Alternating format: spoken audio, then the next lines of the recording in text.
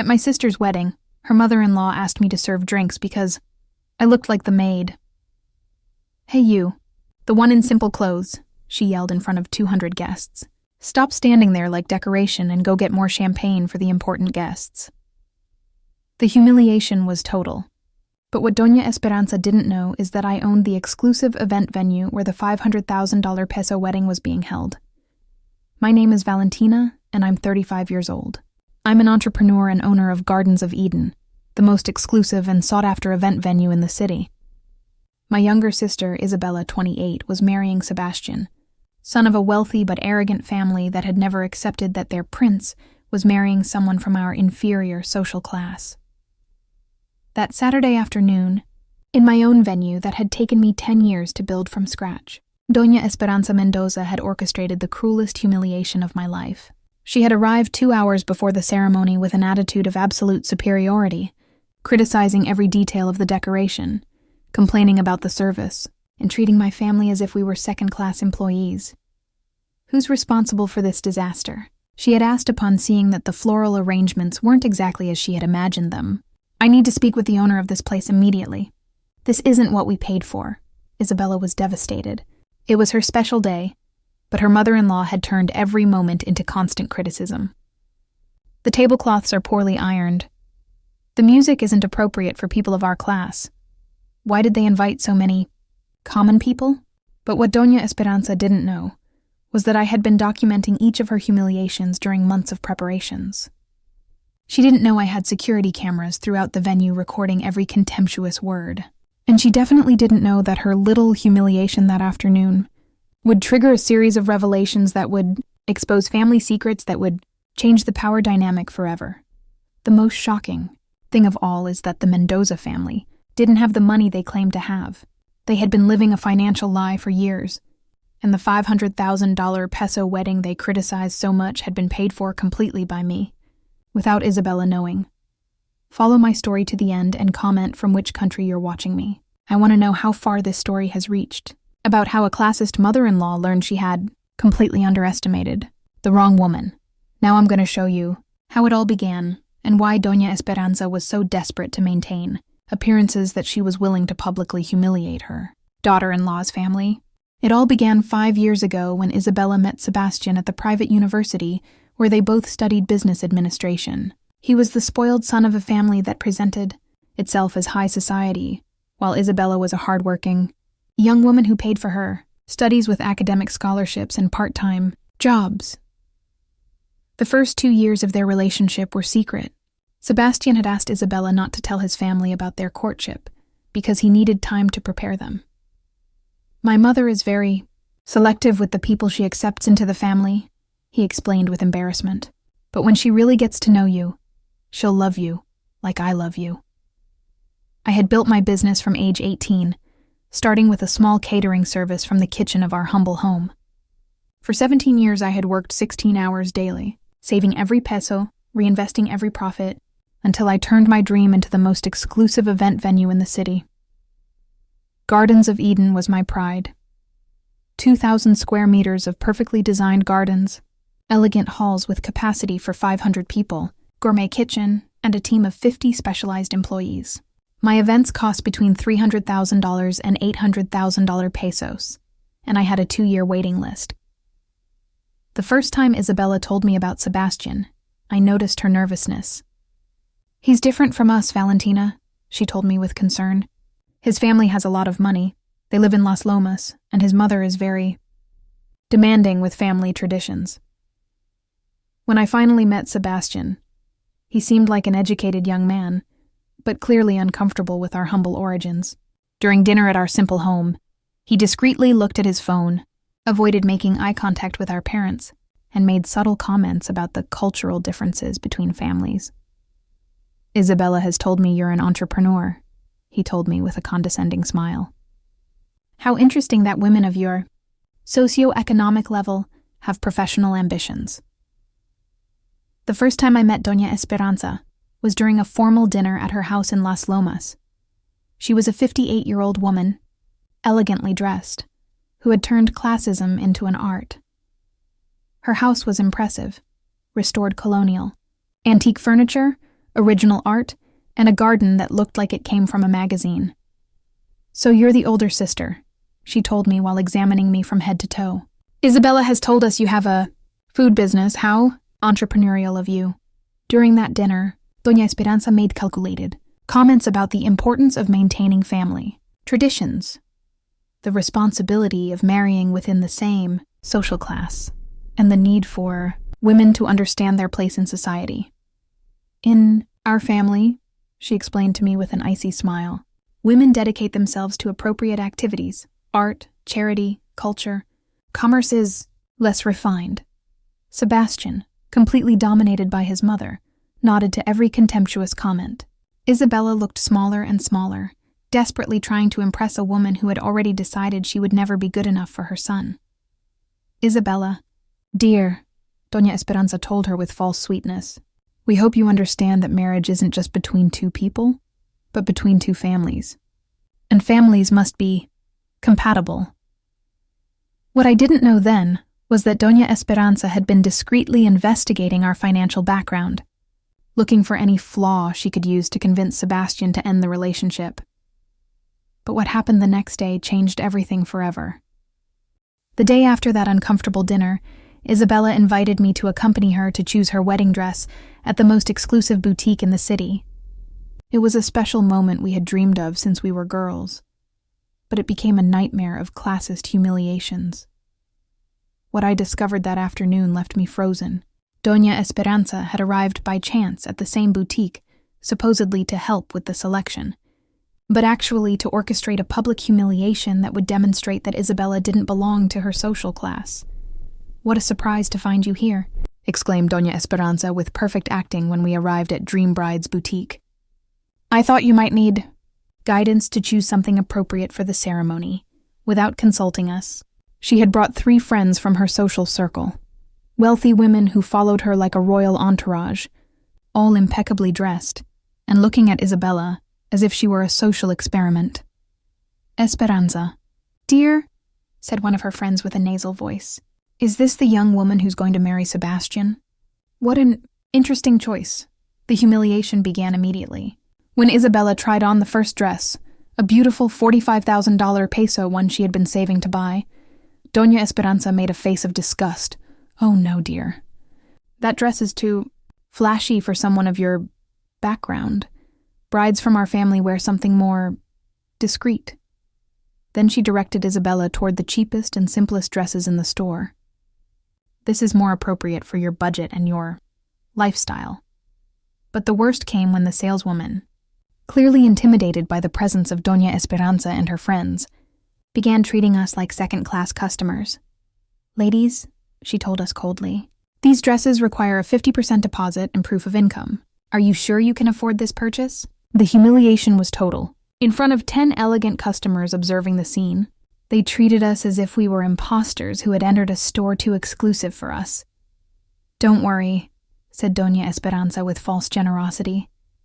"I can help with the dress expenses. I understand that for families like yours, these expenses can be overwhelming." Isabella was devastated. Her eyes filled with tears while Doña Esperanza and her friends discussed which dress would be more appropriate for her social class.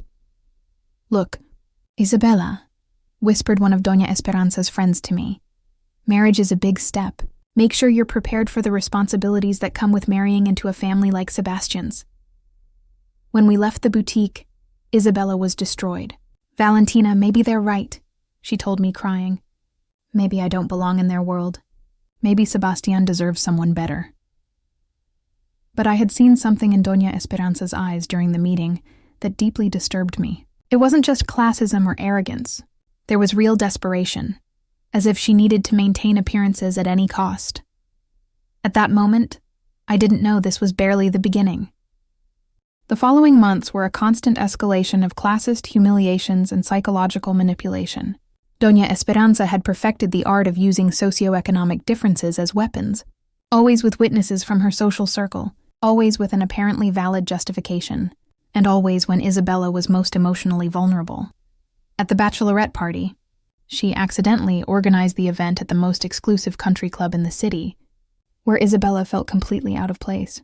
I thought it would be good for you to get used to these environments, she told her with false consideration. At the rehearsal dinner, all guests received gourmet menus except our family, who received simpler options, because Doña Esperanza had assumed we wouldn't appreciate sophisticated food. It was my accountant, Licenciado Herrera, who revealed something devastating to me. Doña Esperanza had been discreetly investigating my business finances, trying to find evidence that my business was fraudulent or that I had hidden debts. Señora Valentina, Licenciado Herrera confessed to me during a private meeting. A woman claiming to be a lawyer for the Mendoza family has been asking for information about your financial statements. She says she needs to verify the solvency of the bride's family. But there was more. Doña Esperanza had begun a campaign of poisonous whispers in all the social circles of the city. She told her friends that Isabella was a gold digger who had seduced Sebastian to climb socially, that our family had questionable backgrounds, that I was an unscrupulous businesswoman who had built my business in an unethical way. Have you heard about the bride's family? She would whisper at ladies' club meetings. The older sister has a food business. Very commercial. Not the type of family we expected for our circle. The escalation intensified when she began directly sabotaging the wedding preparations. Every time Isabella made a decision about the ceremony, Doña Esperanza had a better suggestion that was invariably more expensive and more exclusive. Dear, that venue you chose is very modest. What will our guests think? Isabella, desperate to gain her future mother-in-law's approval, began changing all her original plans. The modest venue she had chosen was replaced by a more expensive one. The simple menu was changed to gourmet options. The guest list expanded to include all of the Mendoza's social circle. Then came the more elaborate humiliations wrapped in false generosity. She told Isabella that the Mendoza family would help with wedding expenses, but each help came with humiliating conditions and constant reminders of our economic inferiority. Don't worry about the cost, Doña Esperanza would say in front of other relatives. We understand that for families like yours, these expenses are impossible. We'll take care of what you can't pay. The breaking point came when I discovered that Doña Esperanza had been telling Isabella that I was a bad influence who could embarrass the Mendoza family during the wedding. Your sister is very direct, she told Isabella with false concern. Maybe it would be better if during the wedding she kept a low profile. We don't want our guests to feel uncomfortable. But the worst was yet to come. The most painful betrayal came 2 weeks before the wedding. Isabella had been acting strangely distant from me, avoiding my calls and canceling our meetings to finalize details.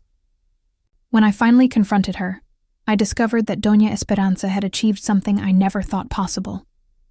She had convinced my own sister that I was an obstacle to her happiness. What I discovered that afternoon changed my perception of the entire situation. Isabella had not only begun to believe Doña Esperanza's lies about me, but had been hiding from me that the Mendoza family didn't have money to pay for the wedding they so proudly claimed they could afford. Valentina, we need to talk, Isabella told me with tears in her eyes when she arrived at my office. Doña Esperanza has explained some things to me about how your business could affect the Mendoza family's reputation. My heart stopped.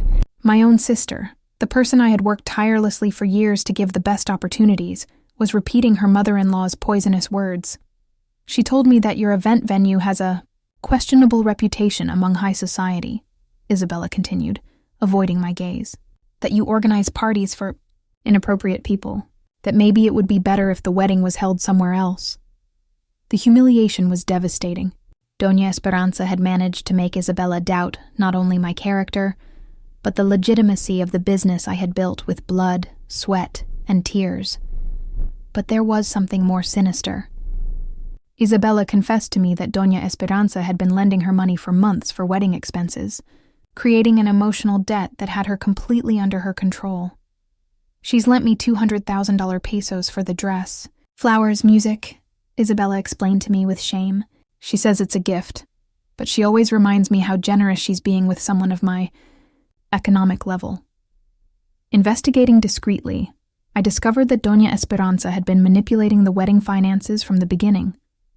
She had convinced Isabella that she needed a ceremony appropriate for the Mendoza family, But instead of paying the expenses as she had promised, she had been putting my sister in debt with loans that had humiliating conditions. The loan contract I found in Isabella's purse was chilling. Doña Esperanza had included clauses that gave her total control over wedding decisions, including the right to veto any guest she considered inappropriate for her social circle. The debtor accepts that the lender has the right to supervise all aspects of the ceremony to ensure it maintains appropriate standards for the Mendoza family, said one of the clauses. But the most devastating thing was discovering that Isabella had signed a document where she committed to maintain distance from any relative who could compromise the reputation of her new marriage. Essentially, Doña Esperanza had bought the right to separate Isabella from her own family. That night, for the first time in years, I cried from helplessness. The sister I had sacrificed everything for, the most important person in my life, had been manipulated to see me as a threat instead of as her protector. It was then that I decided to investigate the Mendoza family more deeply. The revelation came when I decided to discreetly hire a private investigator to verify the true financial situation of the Mendoza family. What I discovered left me speechless and finally explained Doña Esperanza's desperation to maintain appearances. Licenciado Vasquez, an investigator specialized in financial fraud, presented me with a devastating report during our secret meeting in my office. Señora Valentina, he told me seriously, the Mendoza family not only doesn't have the money they claim to have, but they're on the verge of total bankruptcy. They've been living a financial lie for the last 5 years. He showed me documents revealing that Don Ricardo Mendoza had lost his import business 3 years ago due to bad investments and internal fraud. The Las Lomas house was mortgaged to the hilt, with 8 months of overdue payments. The luxury cars were financed with loans they couldn't pay. But the most shocking thing was discovering that Doña Esperanza had been operating an elaborate scheme of loans and scams to maintain her lifestyle. She had been borrowing money from different people in her social circle, using her reputation as collateral, but never paying the debts. She has debts of more than $2,000 pesos with at least 12 different families, the investigator continued. They all believe they're the only ones who have lent her money, and they all trust her word of honor as guarantee. The file contained evidence of how Doña Esperanza had been using weddings and social events as opportunities to get more loans. Each family celebration was an elaborate performance to convince new victims that the Mendoza family was prosperous and trustworthy, but the most chilling piece was a document I found among Sebastian's papers, a detailed plan of how to use the marriage with Isabella to access my money and save the family finances. Financial recovery plan. Sebastian's marriage, said the document's title. It was a step-by-step plan of how to manipulate Isabella to convince me to invest in family businesses, lend money for emergencies, and eventually transfer ownership of my event venue to the Mendoza family. The plan included Phase 1. Isolate Isabella from her family to create emotional dependence. Phase 2. Convince Isabella that her sister is a bad influence. Phase 3. Create financial emergencies that require Valentina's help. Phase 4. Obtain legal control of the event business through family investments. I was in Phase 2, and according to the document, Phase 3 was scheduled to be executed immediately after the wedding. Specific plan was to create a false medical crisis with Don Ricardo that would require $500,000 pesos for urgent treatment. My heart was beating violently. The Mendoza family had planned not only to humiliate my family, but to steal my business to save their own ruined finances. But there was something else in the file that left me breathless. Photographs of Doña Esperanza, secretly meeting with other event entrepreneurs, trying to sell information about my clients and contracts to sabotage my business from within. What I discovered next left me in shock. Following the investigator's clues, I decided to delve deeper into the Mendoza family's past. What I discovered left me speechless, and finally explained not only their financial desperation, but their obsession with maintaining a facade of social superiority. The Mendoza family wasn't the aristocracy they pretended to be. For the last 10 years, they had been operating an elaborate social fraud scheme, faking an economic status they had never had to scam genuinely wealthy families. The investigator discovered that Don Ricardo Mendoza had begun his life as a middle-class insurance salesman. The Las Lomas house wasn't family inheritance as they boasted, but they had bought it with a fraudulent loan using falsified documents about their income. Señora Valentina, Licenciado Vasquez explained to me, the entire family history of the Mendozas is invented. They have no lineage, no inheritances, no aristocratic connections. It's all an elaborate performance. But the most shocking thing was discovering that Doña Esperanza had been using her false social reputation to operate a network of matrimonial scams. For the last 5 years, she had been introducing young people from wealthy families to men who worked for her, creating marriages that gave her access to family fortunes. I found evidence of at least 6 marriages she had orchestrated, all following the same pattern. Identify a family with real money, infiltrate one of her protégés into the social circle, create a romantic relationship, and then use the marriage to access financial resources. Sebastian isn't her only son involved in these scams, the investigator revealed to me. She has 2 other sons who are engaged to heiresses from prominent families in other cities. Doña Esperanza's personal diary, which the investigator had managed to photograph, revealed her completely sociopathic mentality. These stupid families with real money are so easy to manipulate. You just need to act like you're from their social class, and they open all doors for you.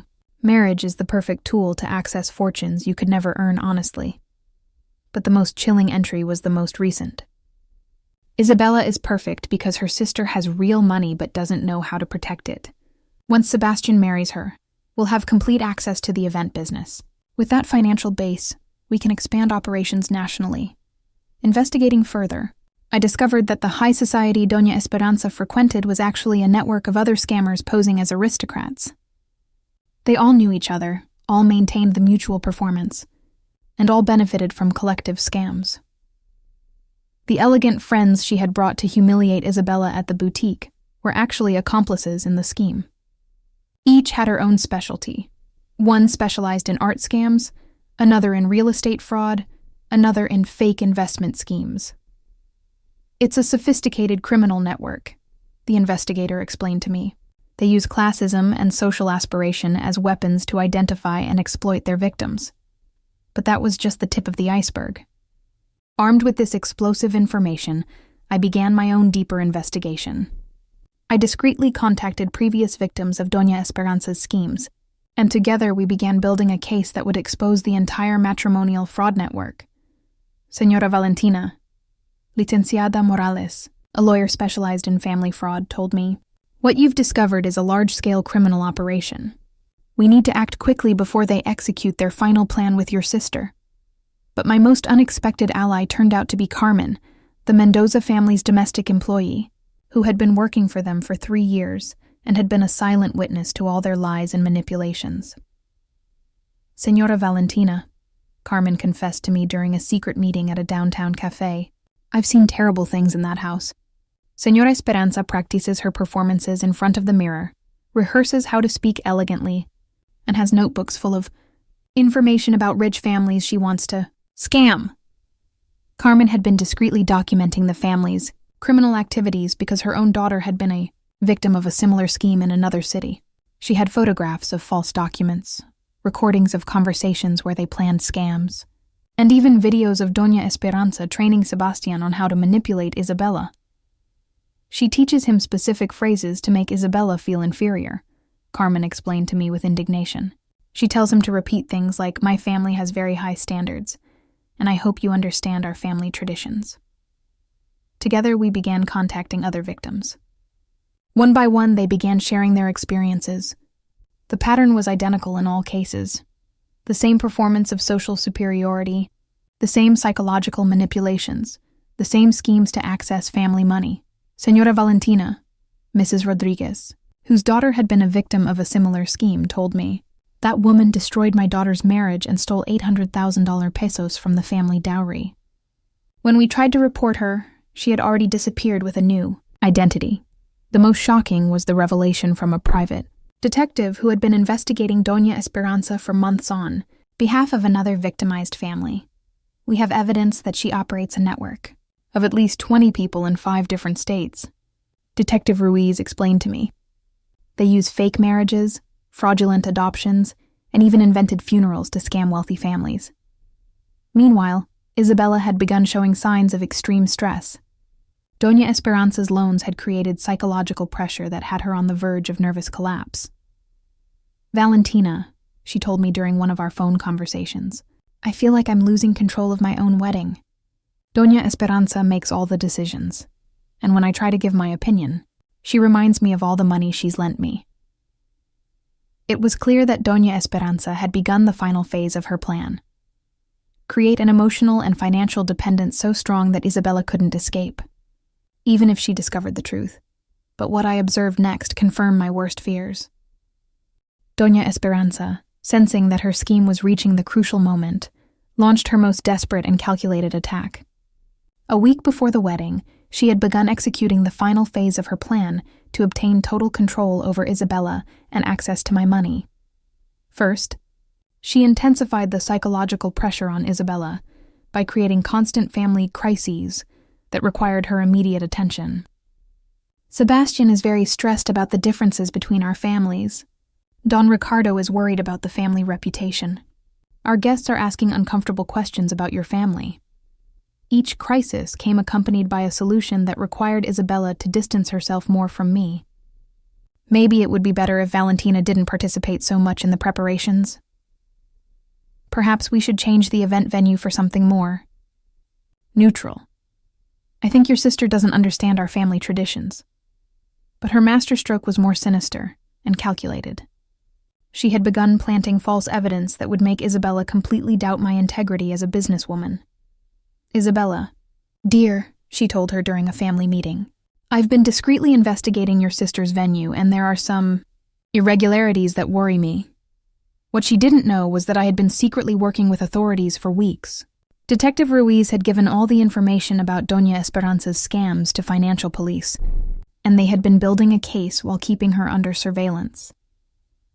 "Señora Valentina," Detective Ruiz confessed to me that night in private, "we've been monitoring Doña Esperanza's communications for months. We know about her plan to steal your business, and we've been waiting for the perfect moment to act." The detective showed me evidence of how Doña Esperanza had been coordinating with other members of her criminal network to execute the biggest theft of her career. They had detailed plans to falsify legal documents, create false medical emergencies, and even emotionally kidnap Isabella if necessary. They wanted to use the wedding as the perfect distraction, the detective explained to me. While everyone was celebrating, they would execute fraudulent bank transfers and property changes that would give them legal control of your business. Together, we had been building a case not only to expose Doña Esperanza, but to dismantle the entire matrimonial fraud network that had been operating for years. We had testimonies from 15 victims, forensic evidence of drugs, and complete documentation of the criminal network. But Doña Esperanza had one last ace up her sleeve. She had contacted not only social services but local media, preparing a massive media campaign where she would publicly accuse me of tax violations and illegal operations. "She's going to make it seem like your event venue is a front for money laundering," the detective warned me. "She has falsified documents, paid witnesses, and even photographic evidence that she fabricated herself." It was then that I decided it was time to show who I really was. The day of the wedding, I arrived prepared for the final war. In my private office at the venue, I had copies of all the evidence. Photographs of Doña Esperanza's falsified documents, recordings of her criminal plans, testimonies from her previous victims, and complete documentation of her matrimonial fraud network. When Doña Esperanza executed her humiliation exactly as she had planned it, yelling at me in front of 200 guests to serve drinks.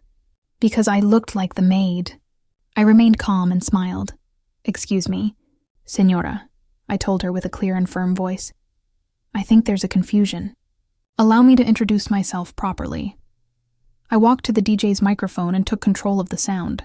The 200 guests fell silent, waiting to see how the employee would respond to the public humiliation. "Good afternoon.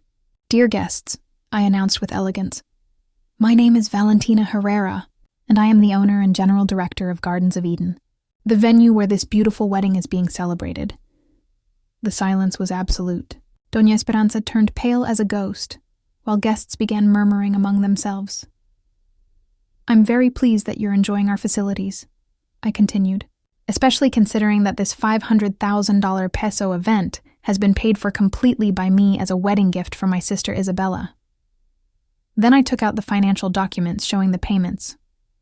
"Here are the receipts for all expenses: the venue, food, flowers, music, photographer, everything paid by Gardens of Eden as a family courtesy." Isabella stood up from her table, confused and horrified. "Valentina, what are you saying? Doña Esperanza told me she had paid for everything." "Ah, yes," I said with a smile. "Let's talk about the Mendoza family's payments." Sebastian stood up, trying to interrupt, but I continued. "Dear guests, I'd like to share some interesting facts about family finances." I took out the investigator's documents showing the Mendoza family's real debts. The Mendoza family currently owes $2,000 pesos to 12 different families. Their house is in foreclosure process, and they've been operating a matrimonial fraud scheme for 5 years. "Those are lies," screamed Doña Esperanza, but her voice trembled with panic. Then my surprise guests arrived. Detective Ruiz entered the venue accompanied by financial police agents, previous victims of Doña Esperanza's schemes, and Carmen, the domestic employee who had been documenting her crimes. "Esperanza Mendoza," the detective announced with a firm voice. "You're under arrest for matrimonial fraud, document falsification, and organized scamming." Carmen approached with a box full of evidence. "Señora Valentina, here are all the documents that Señora Esperanza had hidden.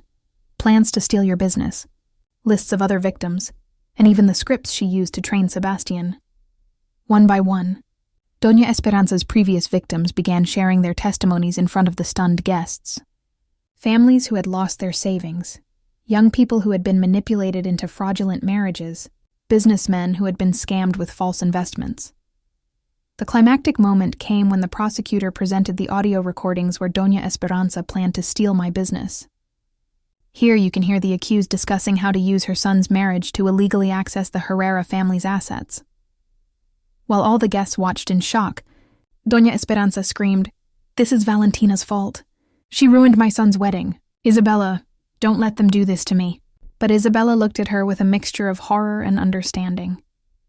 "Doña Esperanza, you lied to me about everything. You made me believe my sister was the problem when you were the one trying to rob us." What happened next surprised everyone. The consequences were immediate and devastating for Doña Esperanza and her criminal network. The arrest in the middle of the wedding meant she faced federal charges for organized fraud, with a potential sentence of 20 years in prison. But the social consequences were even deeper. One by one, the guests who had witnessed the humiliation approached to apologize to me. Many of them had been indirect victims of Doña Esperanza's schemes, lending her money or being manipulated to participate in her frauds. "Señora Valentina," Mr. Martinez, a prominent businessman, told me, "Esperanza convinced me to lend her $300,000 pesos last year. She told me it was for a family investment, and that she would return it with interest. Now I understand it was part of her scams." The media, which had come to cover a high society wedding, became the main exposers of the scandal. The story went viral nationally, exposing how criminal networks exploit social aspirations for their own purposes. But the most shocking revelation came from the police investigation, which discovered that Doña Esperanza's network had victimized more than 50 families in 6 different states, stealing an estimated total of $15,000 pesos over 5 years. "Señora Valentina," the prosecutor explained to me, "your courage to expose this network has dismantled one of the most sophisticated matrimonial fraud operations we've seen. They've recovered millions of pesos for victims." The business community was also impacted. Chambers of Commerce implemented new protocols to verify the authenticity of investors and partners who presented themselves with social credentials but without real financial backing. "Your case has become a reference study," the Chamber of Commerce president told me. "We're using your experience to train other entrepreneurs on how to detect and prevent sophisticated frauds." But the most beautiful thing was seeing how Isabella began to heal from the psychological manipulation. Without Doña Esperanza's toxic influence, my sister began showing her true personality. She was intelligent, strong, and had an incredible capacity for forgiveness. Valentina, Isabella told me during a private conversation after the chaos calmed down. Forgive me for doubting you. Doña Esperanza made me believe you were jealous of my happiness, when in reality you were the only one protecting me. Sebastian, who had been manipulated by his mother since childhood, decided to completely break with his criminal family and start a new life with Isabella, based on honesty and hard work. Señora Valentina, he told me with tears in his eyes. I didn't know anything about my mother's plans. I thought we really had money, that we really were high society. Now I understand I was raised in a complete lie. The event venue became a symbol of how honest work and perseverance can triumph over manipulation and fraud. My waiting list extended to 3 years, with clients who specifically wanted to celebrate at the place where the scammers were unmasked. But the biggest surprise was yet to come. 2 years after Doña Esperanza's arrest, when we thought we had seen everything, came the most shocking revelation of all. During the federal trial, investigators discovered that Doña Esperanza had been blackmailed herself by an international criminal organization that specialized in identity fraud and high-level scams. All her destructive behavior had been orchestrated by criminals who had been controlling her for years. Señora Valentina, the federal prosecutor explained to me, Esperanza Mendoza was a victim before becoming a victimizer. When she was 25 years old, she was kidnapped and forced into prostitution. The criminals used photographs and videos from that time to blackmail her and force her to recruit families for their schemes. The revelation left us all in shock. The manipulative behaviors, the elaborate scams, the obsession with getting money, everything had been part of a larger criminal plan to infiltrate and exploit the family protection system from within. The criminals forced her to perfect psychological manipulation techniques, the prosecutor continued. Their objective was to create a network of mothers who could legally kidnap children through the judicial system, to then sell them to international trafficking networks. The leader of the criminal organization had been arrested in an international operation, and during his interrogation revealed how they had been using women, like Doña Esperanza, to infiltrate family systems in 15 different countries. Esperanza tried to escape the blackmail several times, the forensic psychologist who had evaluated her case explained to us. But every time she tried to confess the truth, the criminals threatened to kill Sebastian and the other children she had under her care. Her destructive behavior was her desperate way of protecting the children while following criminal orders. When Isabella and I went to visit her at the federal prison where she had been receiving intensive therapy and collaborating with authorities, we found a completely different woman.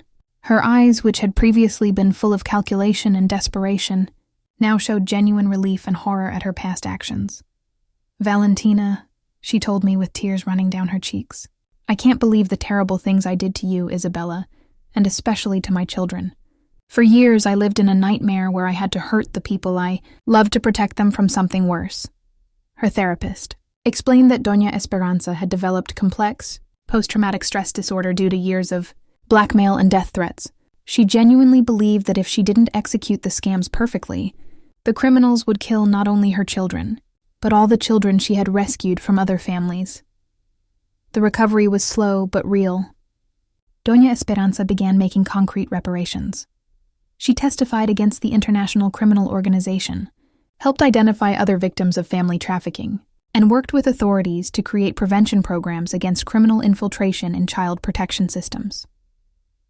I don't expect your forgiveness, she told me during one of our supervised therapy sessions. But I want you to know that every day I work to be the mother my children deserved before these criminals destroyed my life. The moment of true reconciliation came 3 years later, when Doña Esperanza was released on parole after serving her reduced sentence for cooperation with authorities. Isabella and Sebastian, now parents of a beautiful girl, had decided they wanted their daughter to know the true story of her grandmother. Esperanza, Isabella told her during their first supervised visit, we understand you were a victim too, but we need time to heal from everything that happened. Today, 5 years later, Doña Esperanza is a completely different person. She works as a counselor for human trafficking victims and has dedicated her life to helping other women who have been forced to commit crimes under threat. Her relationship with the children remains careful and supervised, but it's genuine. Valentina, she told me during a recent family meeting, you saved my life in 2 ways. First, by exposing the truth, you freed me from the criminal blackmail that had controlled me for years. Second, you showed me what it truly means to love children unconditionally. The criminal organization was completely dismantled, rescuing more than 500 children who had been separated from their families through similar schemes worldwide. Isabella and I became advocates for family rights, working with international organizations to prevent child trafficking. The 500,000 pesos that I had spent on Isabella's wedding was never an expense. It was an investment in protecting my family from criminals who had planned to steal everything from us. But in the end, my unconditional love for my sister and my determination to protect what I had built were stronger than any manipulation. And so I learned that sometimes the people who humiliate us most deeply are fighting forces we can't even imagine. The mother-in-law who asked me to serve drinks because I looked like the maid wasn't an arrogant classist. She was a desperate woman who had been forced to hurt others to protect her own son. Because in the end, truth always finds a way to come to light. And true love can survive even the most painful humiliations when it's built on solid foundations of honest work, family protection, and understanding.